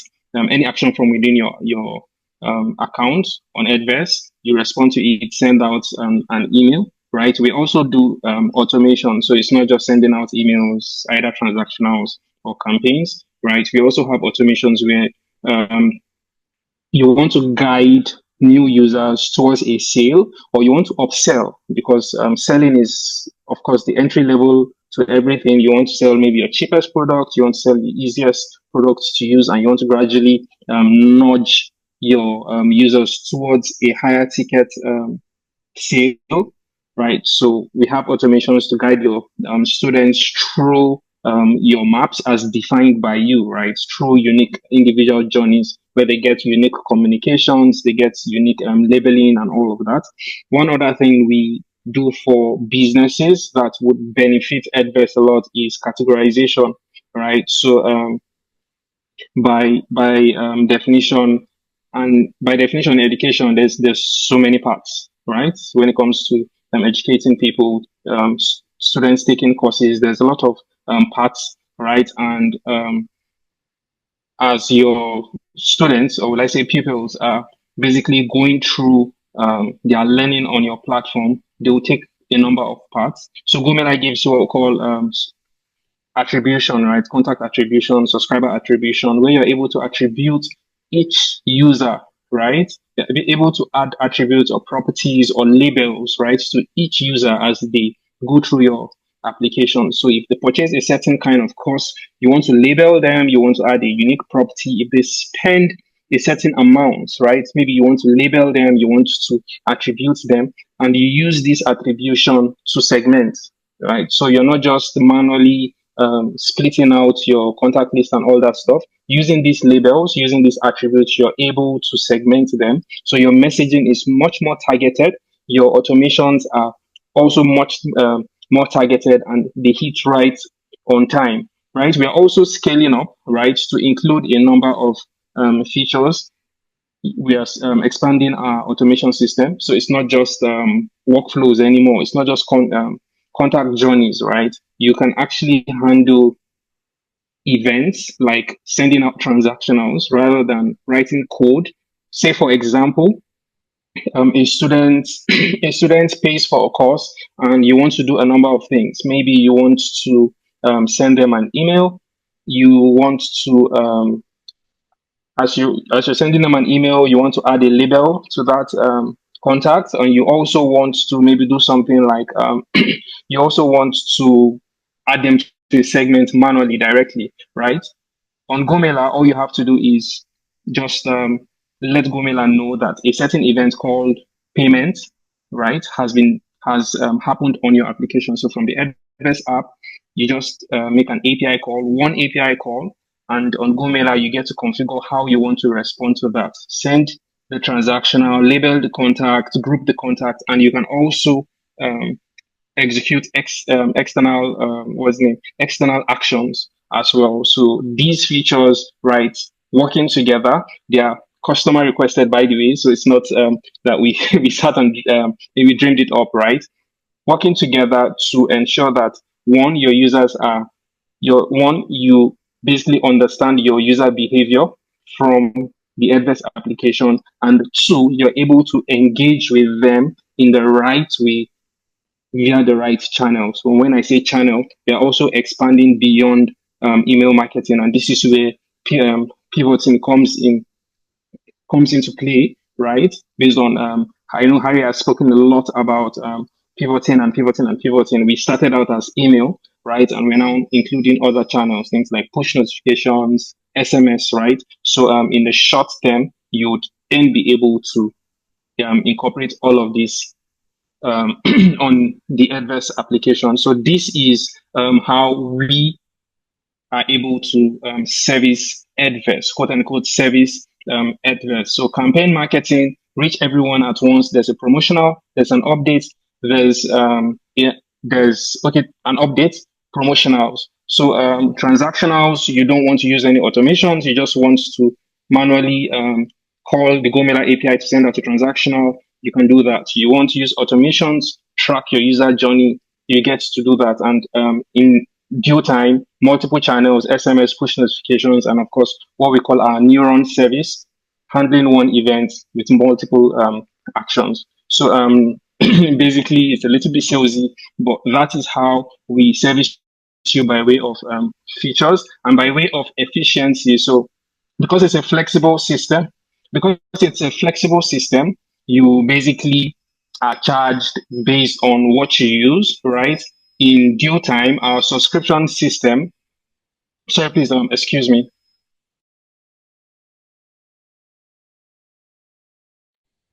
Okay. And I mean, the amazing thing about that question is when I actually worked at Adverse, right? I don't know. Hello, Henry. I don't know if you know me, but I actually worked at Adverse, and I was the one who sort of migrated to Gomela, right? So it's actually nice that you're asking this question. So let's just give Nathan 1 minute. He'll be back. Okay, I'm back. Sorry, PHCN did their thing, and the backup power also did its thing as well. Yeah, so by way of finance, right, we currently have a very flexible payment system, right, where you basically work on email credits. But as I said, we have a subscription service as well, right, that gives you up to 20 times the number of contacts you have, campaigns to send the number of contacts you have, and it also gives you unlimited transactionals in that same package. That's the current subscription model. We are looking to refine it again based on customer interactions. Because one thing about Gomela is we're always interacting with customers. We're always listening to what our customers are asking for, right? Now, so we are further splitting it up. So you can pay for campaigns if that is all you want to use on Gomela. And when you're ready, you can pay for transactionals, right? All at reduced cost. So you can pay for it, right? As you scale up, as the more your needs, right, you then pay for what you want to use. So we don't give you a bucket, or would I say a subscription, and say in this subscription you have campaigns, you have transactionals, you have automations, whether or not you're going to those things you have to pay. So basically, it lets you efficiently manage your payments, efficiently manage your email activities in these formats. I hope I was able to give a succinct answer. Yes. Okay. Awesome. Thank you so much for that. So I think at the end of this, we're going to Nathan will be sharing his contact details just in case you want to reach out. Right? We'll like that. Nathan will like that commission on that. But okay, so that's by the way. Okay. So quickly, before we round up, hello Ari, are you with us? Yes, Hello, Ari? yes, I am. Yes, I am. I'm Yes, here. okay, awesome. Yes. So how would or how does Trefford sort of support professionals quickly so that we can move to the next thing? How Okay, does Trefford, yeah. Okay, so we support professionals through our life cohort learning. Life cohort learning comprise of different learning paths where you can just get skills to help you accelerate like your understanding and mastery of those paths. So we currently have life cohorts ongoing on product management with product marketing, content marketing, product design, product strategy. Yeah, but we are finalizing our life cohorts for the year. So I think the last cohort left for the year is content marketing. So if there's anybody here who want to learn content marketing, you're already a marketing professional, but you want to build up your content marketing skills, or you just want to start out, I think you could check out Trefford.Africa to enroll for the upcoming content marketing bootcamp. Then also we have the Trefford Pro, which is the self-paced version vertical of Trefford, where you can just go into the platform and you have a skill gap. There are short courses that can help you fill those urgent skill gaps. For example, you want to do email marketing, you don't know how to execute successful onboarding and engagement strategy for your email contact list. We have courses on that taken by some of the best minds in email marketing. And we have over 80 courses on that platform currently for early, mid, and senior level professionals across over 8 to 10 career paths that are not coding related in tech that you can leverage on to improve on your skill sets, basically. Yeah, so that's then also we also have something upcoming for teams where companies can now actually subscribe to learn at Trefford and enroll different members of that team or departments to also learn. So yeah. Awesome. Thank you so much for sharing that, Ari. Okay, so quickly, I would like us to watch this video, and then when we're back, we'll just take questions from anybody has questions. Please do drop your questions in the comments right now, or just raise your hands, and we'll be taking questions. I think we're actually open to 2-3 questions if you have any, and then we'll be wrapping up shortly. So please let's sit back and watch this.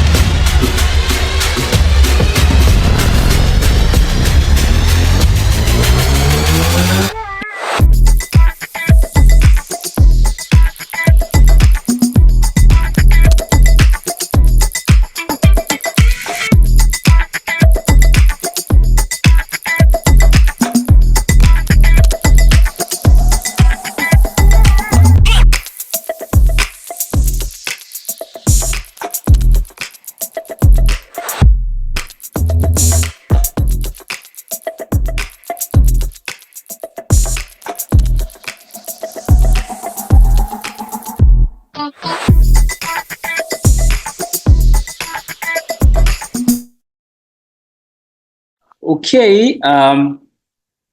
So, like I mentioned earlier, I'm going to be sharing two gifts at the end of this session. So please do wait for that. That will be shared shortly. Okay, so like I said, again, we will be taking just 2, 3 questions. So please do signify by raising your hands if you have any questions, and we'll be glad to take that. Okay, so I can see one person hand is raised, and that will be Sadiq Kalabi. Any other question? Any other question? Just one more person before we wrap it up. One more person. Okay, so hello, Mr. Sadiq. Please do unmute your mic, and if you will also, show us your video. Or if you cannot, please just ask your question and direct it to any of the speakers. Yeah, hello everyone. I'm sorry I won't be able to share my video because of there's no like light where I am currently. So Okay, that's hello fine. once again. Sadiq Alabi, and I'm the CEO of Fast Refill, a big payment service in Nigeria. And I do have questions regarding how startup B2C business. Do you guys have any suggestion in terms of how they could, do some sort of marketing?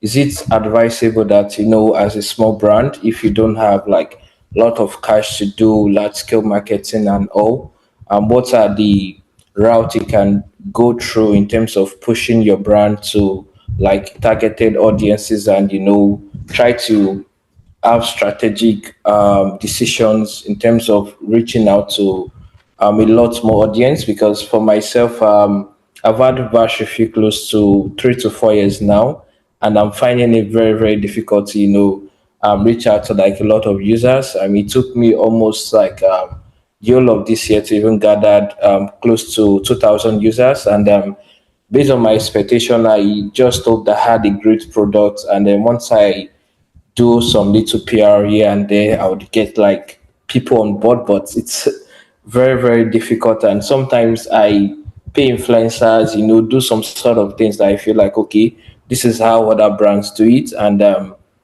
I do not get results. Like I've spent close to 150K on, let's say, an Instagram ad, and I only had like 20 sign-ups from that. So I just like to like we brainstorm and what suggestions you guys can prefer, and what's like the best solution for a startup to like if it's possible you set more realistic goals and all. So yeah, I do hope you guys get my question. Thank you.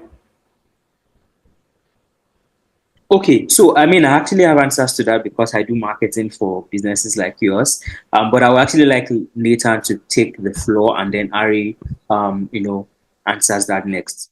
So, Nathan, please.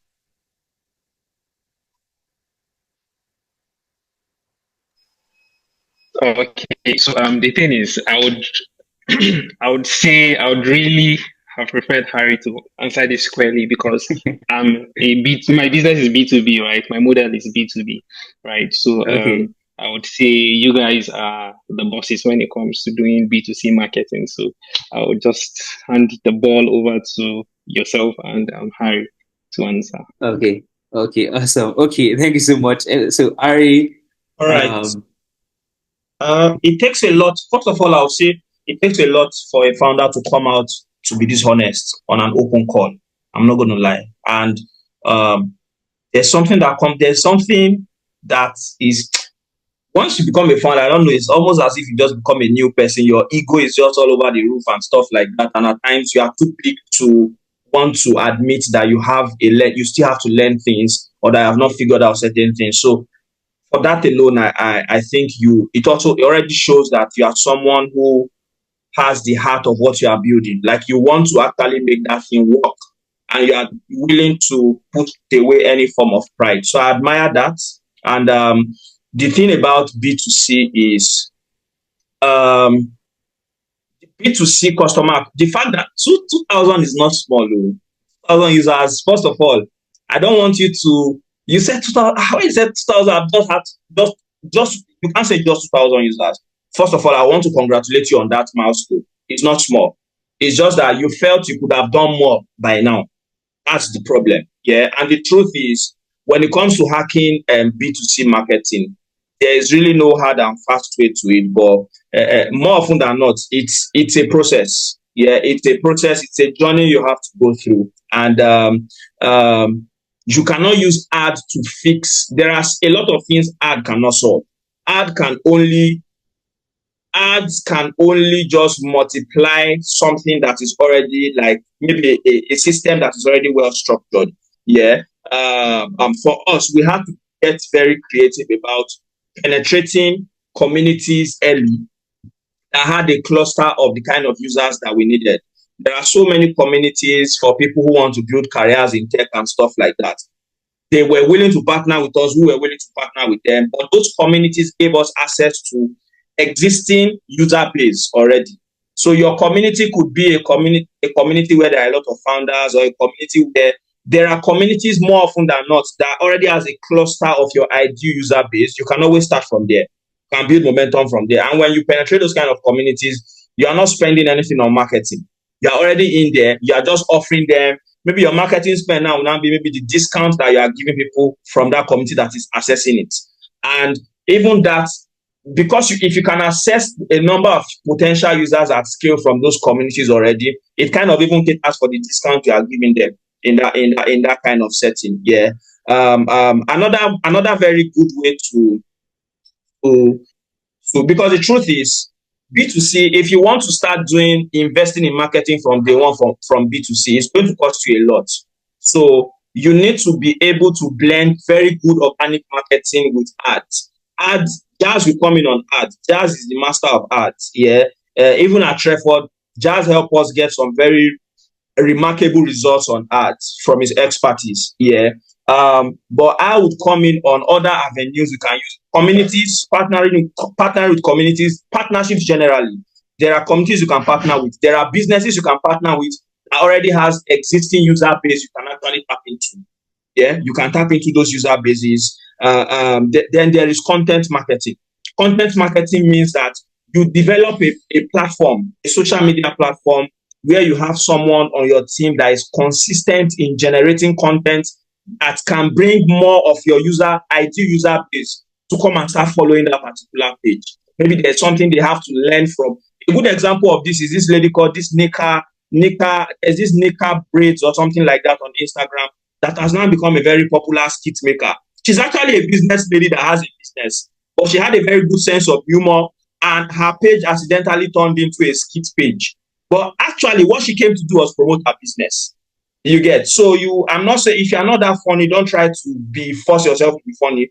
But if the angle you can go is create content that people can learn from, and because you gather more of those people on your platform and you promote even those content, you're not even immediately promoting to sell. You're just promoting content that helps your user, and maybe the call to action is for them to follow your page.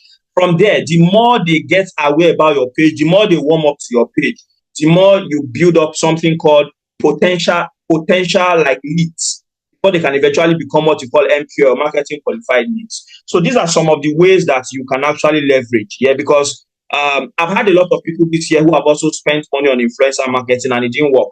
Influencer marketing works when you have to spend a whole lot of money. So small budget and influencer marketing, they don't go hand in hand. Yeah. The influencer marketing is big money, like you have to spend a whole lot of money. And if you don't have that kind of money, then you have to be creative about finding other ways to get your users exist. If you already have some pay, if you have 2,000 users, you have almost reached product market fit.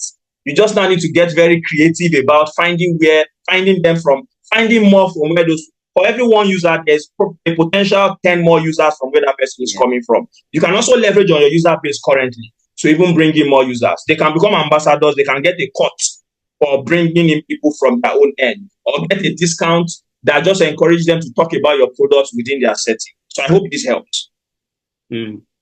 Awesome. So I was actually going to talk about, thank you so much for that, Ari, first of all. So I was actually going to talk about,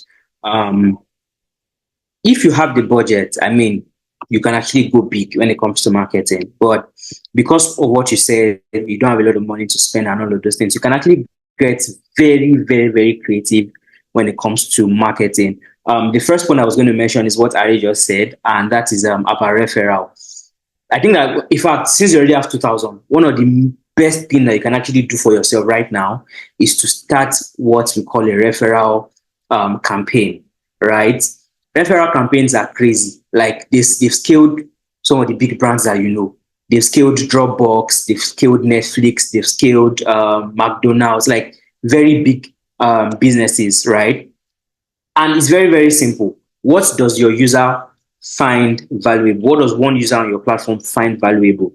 If it is, say, I don't know, whatever it is, maybe whatever it is, right? Whatever it is, right? You can actually just create something around that and tell them, bring in another person, you get this in return, right? So if, for instance, you have 2,000 users, you start a referral campaign and just say, let's say 10% of them, sort of taps into that referral campaign, you have 200 people that are constantly talking about your product. If they bring in 2 people each, that's 400 people, like new users, just 400 new users, just from, just from a referral campaign. So that, I mean, there are a lot of things that you can actually do, right, organically, that would actually drive your growth.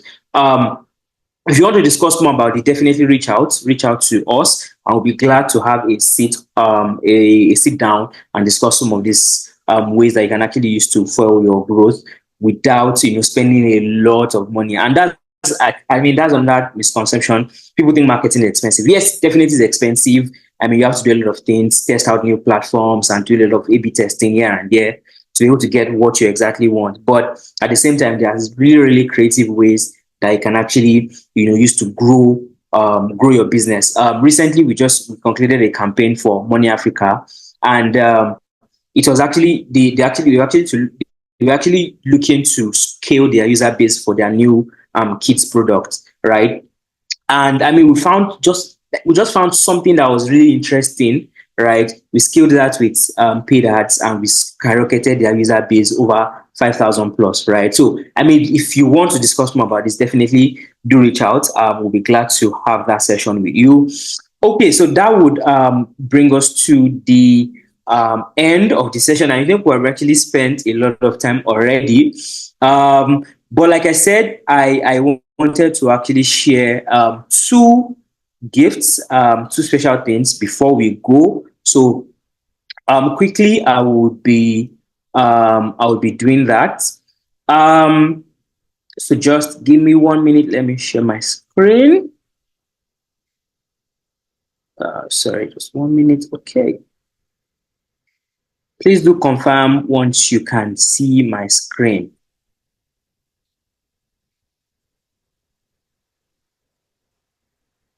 Please do confirm when you can see my screen. Okay.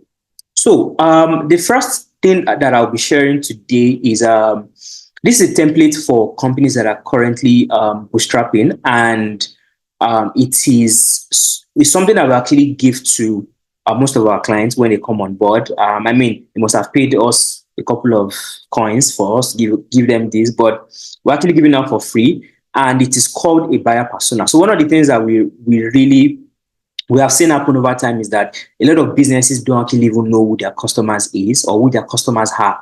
They have zero idea about, okay, who they're actually targeting.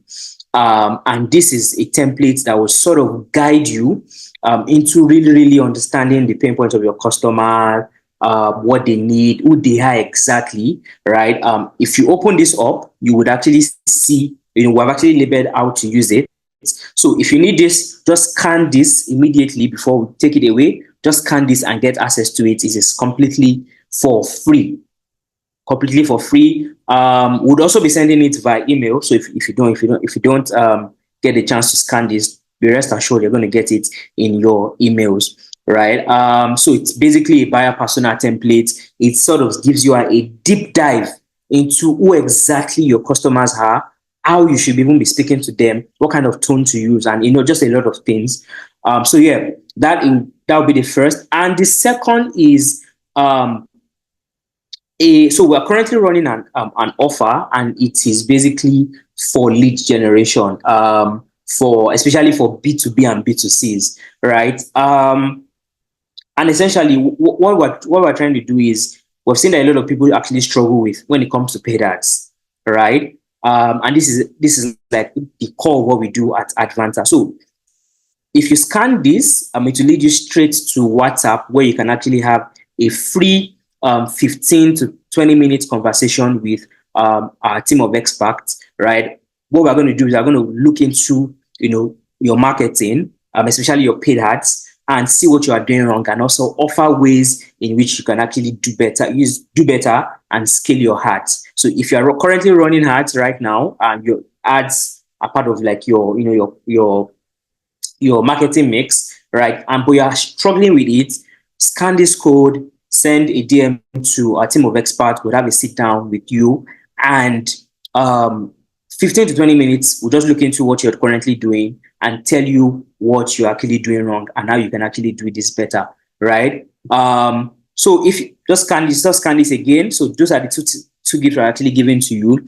Now, for this especially, we really don't do it we don't do it every time, right? But the few times that we actually do this, we actually get a lot of testimonials that, we're probably doing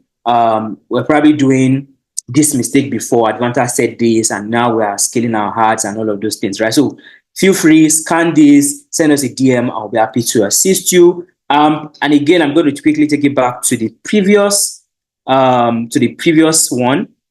Again, if you need a buyer persona template, you really need to understand who your customers are. Scan this, and you're going to get the template for free. And this will be going off in 5, 4, 3, 2, 1, and 0. Okay.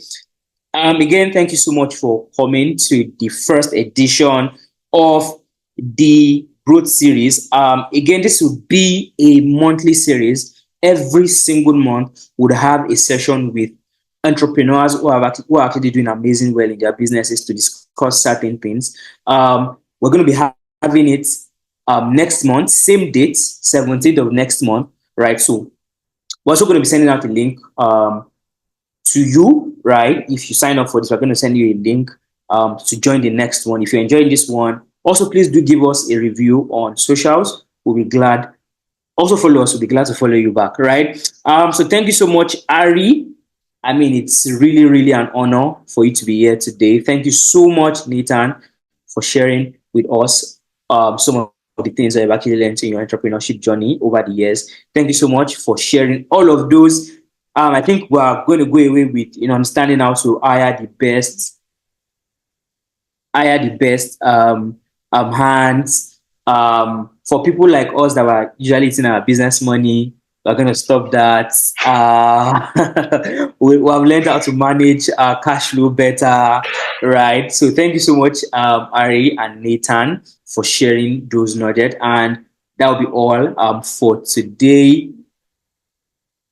Okay. So I think there is somebody asked for Nathan's contacts, right? So please, Nathan, quickly do share your contact in the comment. And if you also have anything to, your last words, Ari, Nathan, last words before we call it a day. All right, I'll go first. Thank you for having me. Basically, I don't have any. It's been a very long day. Yes, I don't have any other final thing to add. I enjoyed being here. I enjoyed learning from the session, and thanks to the whole Advantar team led by Jazz. Yeah, we call him Jazz. I don't know if that's what they call him in Advantar, but we call him Jazz. Yeah. So thank you so much, and rooting for you guys and rooting for everyone here. And great job, Nathan and his team too. Cheers. Thank you so much. Thank you so much, Ari. Hi, Nathan. Yeah, so thank you so much, everyone. It's really been a learning session for me, right, personally. So great work, Harry. When Harry was literally laying out his presentation and giving his talk, I was like, I hope Kayode is not going to reiterate this question, ask me the same questions, because Harry has answered everything, right? So there were existent knowledge and new knowledge that I picked up from the conversation, from the entire session, right? And once again, thanks for the opportunity. Thanks for the avenue, right, to our little wealth of experience, and also to learn from others, and also to be in the presence of awesome people as yourselves. So thank you so much. I have left my contacts in the chat, so you have my phone number as well as my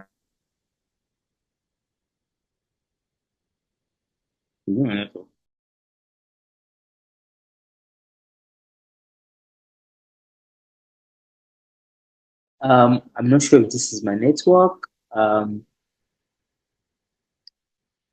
anybody still hear me? I can hear you. I think it is network. Okay, so it's, oh yes, yes.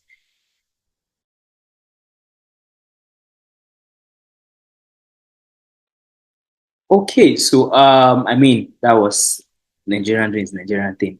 Okay, thank you everybody.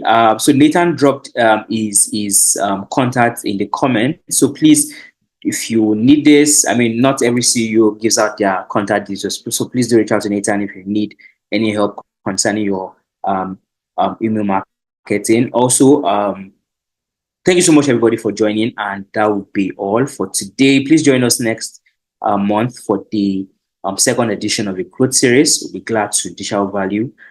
Have a lovely one, everybody. Thank you.